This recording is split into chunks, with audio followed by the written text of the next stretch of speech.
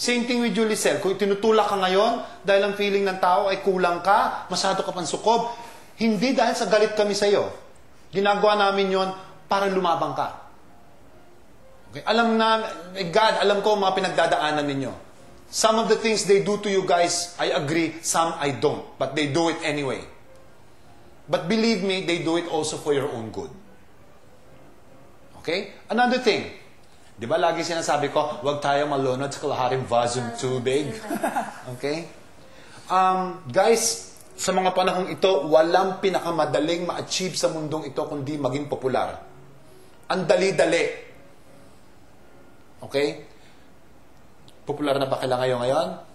I think so. More than you ever can imagine right now. Nakulong kayo rito ng 13 linggo. Paglabas ninyo, magugulat kayo. Nakakatakot talaga. Pero mas nakakatakot kung ano ang magiging reaksyon ninyo kapag hindi nyo binantayan ang inyong sarili. At lagyan nyo ng reality check. Alam mo ibig sabihin ng reality check, Bugoy? Yung, oy, teka, tama na.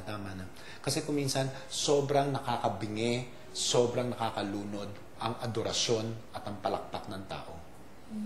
Sobrang nakaka-wow pag dinudumog ka at hinihingan ka ng autograph. Sobrang shit. Kapag naglalakad ka sa kali at may sumisigaw na, Bugoy! Yung, habang nung nga panahon na yun, si Guppy lamang, okay, ang lumalapit sa'yo.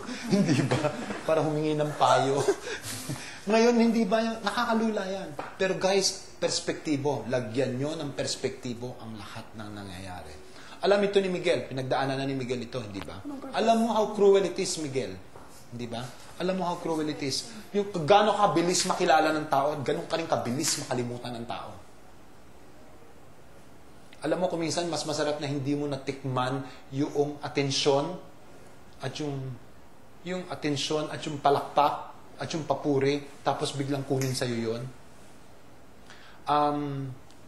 That's why, alam mo, policy ko sa buhay ko, tanungin nyo, kids. Bago nyo ako pagsawaan, magsasawa muna ako sa inyo. Okay?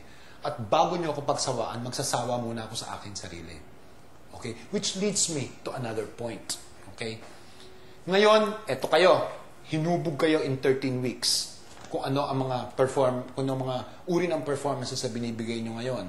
Na nakikitang-kita ng tao ang improvement ni Chris, ang improvement ni Bugoy, ni Lisel, ni Larnie, ni Van, saka ni Miguel. Ikitang-kita ng tao yung evolution ninyo at this point. But it does not and it cannot end there. Hindi nangangahulugan na paglabas ninyo sa academy, tapos na ang kwento. Hindi.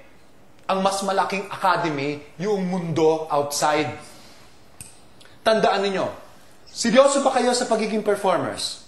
Kung seryoso kayo na ito ang gusto ninyo, pues tandaan ninyo, pag kayo nagma-appear sa entablado at kayo kumakanta at kayo ay nag-perform sa harap ng tao, yung tenga ninyo at yung puso ninyo laging dapat nakadikit sa audience.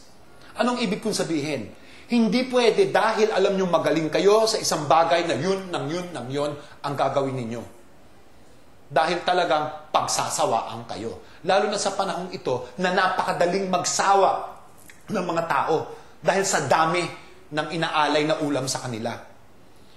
Hindi ba? Ako sa trabaho ko, sabi ko, Diyos ko, ano ba itong mundong ito? Ang dami-dami ng artista. Hindi ba? Ang dami-dami ng artista. Pero wala ka naman makita magaling na artista. Iilan lang. Hindi ba? Ang dami-daming artista. Kahit sino makalabit mo lang, artista na. Hindi ba? Ang daming mga bata, ang bilis ng popularidad, pero ang bilis ding malaos. Parang mga cellphone. Hindi ba? Parang cellphone. Ganyan din ang mga performer. Kaya kailangan pangalagaan ninyo. Like, ano ba ang dahilan para malaos ang tao? Kapag wala ka na maibigay na bago. Kapag hindi ka nag-i-evolve. Kapag out of touch ka sa audience mo. Tandaan ninyo, pinili nyo itong trabaho ito, pues may mas malaking responsibilidad na higit pa kaysa sa galing sa pagkanta at galing sa pag-perform. At ano yon? Alamin ninyo kung ano ang gusto ng audience. Better yet, you are one step ahead at alam nyo o gagawin ninyo kung ano ang gugustuhin nila. Tandaan ninyo, ang unang nalalaos ay ang sumusunod lamang sa uso. Ang unang nalalaos